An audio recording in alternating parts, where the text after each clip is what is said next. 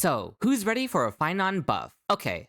Perhaps the idea of a Phainon buff sounds crazy to you. After all, Phainon is still performing perfectly fine with a bit of vertical investment. And on the list of characters who need a buff, Phainon is definitely nowhere near the level of, say, Argenti or Danheng and Baiberlinai. But hear me out for just a second. A Phainon buff of some sort is much more likely than you may think. For starters, we all know HSR doesn't buff characters based on who needs it the most. Popularity tends to play a big part in who gets prioritized by Hoyo. Just look at Firefly, receiving a tailor-made support in Dahlia, as well as her own Novaflare buff, as well as endgame content becoming very favorable towards her all of a sudden. All of this happened roughly 2 years after Firefly's release. So, as we approach the 1-year anniversary of Phainon's banner, now is as good a time as any to start thinking about what a potential Phainon buff would look like, given the fact that Phainon is sort of in a similar position as Firefly in terms of the main character role he was meant to play during his part of the story. Of course, popularity is a hard thing to measure, not just for us the player base, but also for Hoyo. Obviously, Hoyo can keep track of banner sales, but how can Hoyo possibly know which characters are currently the most anticipated even after their banner, and which characters players are looking forward to seeing the most? For that, we turn our attention to the HSR Anniversary Letters event. Ever since last year, HSR has done a fun little event for every anniversary where they select several different characters alongside the Astral Express crew, allowing players to choose which character among the selected list they would like to receive an anniversary letter from. In other words, this is one way for them to see who the player base wants to hear from and get more content from. Don't believe me? Let's look at what happened last year. The characters on the anniversary letter list last year were a combination of the Astral Express crew along with the Stellaron Hunters, and also Black Swan, though one could argue she was part of the Astral Express during that time since she was still on the train last year. Now, while it's impossible for us to truly know who got picked the most for this anniversary letter event, insiders did inform us that the winners were Firefly and Kafka, which I don't think anyone is going to argue against. Those two are pretty easily the most popular characters from this list, and maybe just the game in general. And wouldn't you know it, as a result of this, throughout the following year, we got multiple buffs to both Firefly and Kafka. Both characters received a Novaflare, both characters received new teammates via Dahlia and Hysolins, and Kafka even got her other support, Black Swan, buffed up to modern standards. However, this is obviously not definitive proof that the anniversary letter event was responsible for all these things. After all, every Stellaron Hunter ended up getting a buff of some kind, and Silverwolf and Blade are getting new character versions to keep their characters relevant. And I think you would be very valid if you argued that all of this is simply because these characters are relevant characters in the story, arguably some of the most story relevant characters in general. It is very possible that these characters were always going to receive special treatment regardless of any anniversary letter popularity shenanigans, and thus it's very possible that this anniversary letter event doesn't actually translate to anything. I don't have an argument for this. I think you're right that it's possible that the letters mean nothing. However, given prior evidence and given the fact that insiders have insisted that these anniversary letters do have significance as a form of popularity poll for Hoyo, we are going to operate under the assumption that the anniversary letter event is relevant for Hoyo's plans. If for nothing else, then simply for the sake of discussion. So if you don't believe in this theory, that's perfectly okay. Let's keep playing along with it just for the sake of theorizing. So this year, the anniversary letter list once again consisted of the Astral Express crew as always, but the 5 new faces consisted of characters with no direct correlation the way the Stellaron Hunters had. Instead, Hoyo chose 5 Emanator adjacent characters. I call them Emanator adjacent because people will argue for days about this, but the point is, these are characters who are all lore relevant in a completely different way than the Stellaron Hunters. Jingyuan, Acheron, Herta, Phainon, and Cyrene are 5 characters who have tread further on their specific path in the lore than almost any other character in the game, and that is what makes them special and makes Hoyo categorize them together the same way they categorized the Stellaron Hunters together. This categorization of these 5 characters as lore relevant Emanator adjacent characters isn't just a one-off fluke for aesthetic's sake either, because Hoyo directly references these 5 as a group in the story, and not just in a throwaway line either, but as one of the defining moments of the story. Spoiler alert for patch 4.2's story, but if you haven't played it yet, well, that's on you. Skip ahead to this timestamp if you don't want the spoiler though. During the Trailblazers conversation with Evanesia's alternate form, we directly reference the 5 characters from the anniversary letter list as 5 of the Emanator level characters we have met during our journey, and depending on which answer you pick, you get a really interesting scene of that selected character appearing on screen in ghostly form. This is obviously done in order to make the moment stand out even more, emphasizing the importance of referencing these characters to Evanescia. One could argue that these are the characters who have had the strongest lasting impression on the Trailblazers' journey and resolve, because these are 5 of the strongest and most lore-relevant characters we have met on our journey. So, all of this to say, the fact that these 5 characters are on the poll, alongside the fact that last year's poll seems to have potentially had some influence on how the rest of that year looked for certain characters and any buffs they received, leads me to believe that this current anniversary letter poll is also significant to some degree. Again, if you don't believe it, that's fine, but I've spent enough time trying to justify it, so let's just discuss what could happen as a result of this anniversary letter event. Again, it's impossible for us to know for sure who the winners of the event were, but according to insiders, the winners seemed to be Cyrene and Phainon. There's conflicting info over who the third winner actually was, so we'll mainly just focus on these two since they seem to be the consensus for first and second place. And they're the ones who are the most relevant in this video anyway. If Phainon and Cyrene really were the winners, then that puts them in the Firefly and Kafka position for this upcoming year in terms of being on Hoyo's priority list of buffs. But how exactly will they go about buffing Phainon specifically? Well, there are several ways to do this, so let's touch upon them. The first, most obvious direction they could take is giving Phainon a Novaflare. I assume this wouldn't be anytime soon, since we aren't even at his 1-year anniversary yet, and we would probably still have to wait another whole year, which is perfectly fine, because by the time 1 more year passes, Phainon will be in much more need of a Novaflare than he currently is, assuming power creep continues to rage rampant in Honkai Star Rail. So, a Phainon Novaflare. What kinds of things would I like to see adjusted in his kit? Phainon's kit has a myriad of issues in terms of gameplay. His fixed action value and turns within his ultimate, his inability to make use of other characters' kits while inside of his ultimate because he goes solo, all of it makes him a pretty restrictive character in terms of performance. Oftentimes, you'll find Phainons of different investments performing very similarly because his fixed action value means he always needs to take a certain amount of turns in order to clear content. But here's the thing, despite the fact that I have issues with Phainon's kit design, I don't think Hoyo should actually change any of it. At least, not drastically. This is Phainon's kit. If you're going to give him a different kit, just create a new Phainon character and call it Phainon Imbiber Lunai, which, to be fair, they could do, but operating under the assumption of a Phainon Novaflare, I don't think his buff would fundamentally change the way his ultimate works. Obviously, they could also just increase his multipliers, but that's a pretty boring way of buffing him, so I won't talk about that too much. They could also put some of his Eidolons into his base kit, but again, that's also the most boring way of buffing a character, so I won't suggest that either. What I would want to see from a Phainon Novaflare is actually an adjustment to his Scourge mechanic, which is the stacking mechanic required to use meteors inside of his ultimate. More specifically, I want Phainon's old E6, I'm talking about his super old E6 from way back during his version 1 beta, added into his base kit. For those who don't remember or weren't around, Phainon's original E6 way back in the day caused his stab attack and his counter attack inside of his ultimate to always give him 2 extra Scourge stacks. This means, while his stab right now always gives him 2 Scourge stacks, it would now give him 4 stacks, which is enough to always meteor after using a stab instead of requiring 2 stabs in order to meteor. And of course, his counter attack gives him Scourge stacks equal to the amount of enemies on the field. So if there's 5 enemies, that's 5 Scourge stacks, plus an additional 2 from his old E6, bringing it up to a maximum of 7 Scourge stacks from just one ability. Furthermore, the E6 increased the upper limit of Scourge stacks he could hold. Right now, if he can hold up to 7 Scourge stacks and it gets increased to, say, 9, then he could theoretically do back-to-back meteors if he has enough Scourge stacks. This gives Phainon a lot of different benefits. First off, obviously, you are now always able to alternate between a non-meteor and a meteor during Phainon's turns, now that his stab attack would give 4 Scourge, always giving you a meteor. Additionally, the ability to hold your meteors means you can wait to dump all your Scourge stacks on 2 back-to-back meteors, depending on the boss phase or enemy you're fighting. While this was definitely super broken during Phainon's V1 beta, keep in mind, we are operating under the assumption that Phainon is getting this buff 1 year from now, when power creep has become even more rampant. It honestly is not that broken under that context, especially if we don't touch his multipliers very much. Obviously, it gets very silly with Phainon's E2, since every turn can be a meteor now, but to be fair, Phainon is already able to do this in pure fiction due to always being able to spam his counter attack for maximum Scourge stacks, and maintaining the strength of Phainon's E2 is a staple for the character anyway. So again, it really is not as crazy broken as it might sound. It just allows him to always have his meteor ready, even when he's not in pure fiction. Aside from this, I think they could probably lean into Phainon's sustainless playstyle more, given that his entire kit lends itself to not needing a sustain. In particular, Phainon's trace that increases his damage when allies heal or shield him is just so useless a lot of the time because of how often he's played without a sustain. So I could see this trace changing. If endgame content starts hitting even harder as well, I could see Phainon gaining more survivability inside of his ultimate, perhaps more self-healing every time he does damage, or something like that. Just some quality of life stuff to make him still feel comfortable to keep up with whatever the future of HSR is going to look like. And sure, they could increase some of his multipliers or give him more self buffs, but overall, these are the main things I would suggest for a Phainon Novaflare in terms of giving him any changes to his mechanics. It still keeps the essence of the character the same, but just smooths out some of the things about his scourge stacking mechanic to help him keep up with the meta. And on its own, you could argue it's not enough for the character to survive when power creep is running rampant 1 year from now. Luckily, a Novaflare is not the only way for Hoyo to buff Phainon. Firefly got Dahlia to fix a bunch of her issues, and Kafka got Hycelands and a Black Swan Novaflare. This means one of the other potential ways to buff Phainon is via buffing his supports as well. And what do you know? One of Phainon's main supports, Cyrene, just so happens to be the other winner of the Anniversary Letter event, according to the insiders. I'm not going to go super in-depth into buffing Cyrene's entire kit and what I would want to see, because Cyrene's kit is like 12 essays all wrapped into one kit. So we're mainly just going to talk about her ability to buff Phainon. There are a few things I dislike about Cyrene's synergy with Phainon, mainly the way she completely ignores Phainon's core flame stacking mechanic and warps the entire team around her own playstyle. But as always, when it comes to my Novaflare suggestions, I'm not going to try and change a character's innate mechanics too much, partially just because I don't think it's realistic. Hoyo will change Jingliu from being an attack scaler to an HP scaler, but I don't think Hoyo would change Jingliu's ultimate into becoming a team-wide heal to offset her HP draining, you know? It's sort of like that. Obviously, Cyrene's buff for Phainon could just give him way more stat buffs, such as giving him more unique and powerful buffs than just the crit rate and crit damage buff she's currently giving him, or just increasing the numbers on her current buffs, as well as maybe increasing the additional fire damage procs that she gives Phainon. In addition to any number buffs though, the main thing I would want to change about Cyrene's buff for Phainon is the way it extends his infinite ultimate. Currently, there is some very weird anti-synergy between the trio of Cyrene, Phainon, and Saridra. Saridra has a trace that gives her energy every time Phainon attacks, even during Phainon's ultimate. This means when Phainon exits his ultimate, Saridra theoretically will have enough energy to cast her ultimate again to give him even more stacks for her double skill. This is how Phainon and Saridra synergy is supposed to look like. However, Cyrene completely removes this synergy because Phainon is never able to exit his ultimate, thus making Saridra's energy gaining trace completely useless. In order to fix this, I would want to change how Cyrene's infinite ultimate for Phainon functions. Instead of Phainon just staying in his ultimate when he reaches his exiter, allow Phainon to exit his ultimate normally, and Cyrene refunds all of the core flame stacks he would need in order to re-enter his ultimate. In this way, Phainon's ultimate is still essentially permanent, but he gets to choose when he wants to re-enter it, thus allowing you to press Saridra's ultimate and any other character's abilities you want to press before reactivating Phainon's ultimate using the free core flames from Cyrene. This would make the team synergize a lot better by allowing you to actually utilize Saridra's kit, and it would just make Phainon and Cyrene's gameplay much more interactive for the player. You could also buff Phainon more by adjusting Cyrene's buff for Saridra, once again improving the synergy between these three units. One thing I wanted to suggest to buff Phainon was actually a Saridra Novaflare, similar to how Black Swan got a Novaflare for Kafka, but there are a few issues with this. Firstly, Saridra probably doesn't have the popularity level to be on Hoyo's priority list for a buff, despite how much I love Saridra. And secondly, they could just buff Saridra by doing what I suggested and adjusting Cyrene's buff for Saridra, which is honestly fine. So there are a few things I would add to Cyrene's buff for Saridra. First, make Saridra gain more energy every time the ally with military merit attacks, so we can make sure we always have Saridra's ultimate after Phainon exits his ultimate, maybe requiring Phainon's E2 to make it more consistent without an energy rope due to the amount of turns Phainon's E2 takes. Second, increase the buff Saridra gives. Right now, Cyrene's buff allows Saridra to buff her ally by a mere 30% crit damage. This number could definitely go up or be changed to something more substantial, like defense dread, given how much Saridra's main pairings, Phainon and Anaxa, would really love more sources of defense dread. And lastly, make Cyrene change Saridra's speed buff into a base speed buff. Obviously, this is the big one that everyone would suggest in order to buff Phainon. More base speed means you get to cycle through Phainon's turns faster, and since you essentially have an infinite ultimate with Cyrene, it's just more turns overall within every cycle. This doesn't run the risk of being abused by future speed scaling characters either, because it would require both Cyrene and Saridra to take up a slot on the team. If they were to go the Firefly and Dahlia route and buff Phainon by releasing a new support instead of buffing older supports for him, I would expect a character that buffs base speed. However, it would be much simpler to give this to Phainon simply by buffing Cyrene and Saridra, so I would rather see them take this direction. With all of these changes, there wouldn't be anything game-breaking in Phainon's buffs, but it would help him keep up by smoothing out his gameplay and improving his synergy with his current teammates. I know other people have given other suggestions, such as allowing teammates to enter Phainon's ultimate with him, or just increasing the amount of turns he can take in his ultimate, and while these would certainly be powerful suggestions, I didn't want to suggest anything that would be too drastic of a change to his kit. Now, one last thing I want to talk about is another potential character getting Novaflared for Phainon, and that character is Sunday. I'm not suggesting a Sunday Novaflare anytime soon, but there are a few things that could hint towards a Sunday Novaflare. Firstly, there have just been a lot of rumors and leaks about Sunday being next on the list for a Novaflare. Secondly, Sunday is an Astral Express member now who is on all of the Anniversary Letter events, and even though he isn't winning them, he is still clearly on Hoyo's radar just due to being part of the main cast. And lastly, there is a very suspicious new investment strategy in Currency Wars that was recently added that specifically rewards you for playing Phainon and Sunday together. Obviously, Currency Wars buffs don't actually translate to anything in the base game. Heck, there's literally a buff in Currency Wars that transforms March into Luocha for no reason other than to be silly, but it is still suspicious that we have all of these other Sunday Novaflare hints on top of the random Sunday Phainon synergy in Currency Wars. So, to be clear, while I'm not saying to expect Sunday to get Novaflared in a way that makes him better with Phainon, I think it's a definitive possibility. Although it would be a little bit weird since if both Cyrene and Sunday got buffed, they both function as teammates for Phainon, albeit in different teams. I suppose it could just give Phainon more team options, which is sort of already the crossroads Phainon is in, or maybe Sunday's Novaflare wouldn't lean into his Phainon synergy at all. Either way, there are a lot of potential directions they could take when it comes to buffing Phainon, so I just wanted to cover all bases. And of course, there's always the potential for a Phainon SP, or in other words, a new version of Phainon to be released as a new playable character, similar to Danhung's alternate forms or Evernight. There's no way to predict if this will happen or what this character would even do, but I just wanted to throw the idea out there as well. So, what do you think about the prospect of a potential Phainon buff in the future, whether it be through a direct Novaflare, buffing his supports, the release of new supports, or a combination of all three? Are you convinced that Phainon is on Hoyo's priority list due to his popularity and the supposed results of the anniversary letter event, or are you still skeptical? And what ideas would you have in order to buff Phainon? Let me know in the comments below. As your resident Phainon guy, I would love to see everyone's ideas for him, and consider liking the video if you found it helpful or enjoyable at all. Phainon potentially has a rerun coming up, so there actually will be more Phainon videos coming up, as well as more videos covering all the upcoming HSR characters and content. So consider subscribing to the channel so you don't miss out on that. Thank you so much for watching, and with all of that said, until next time!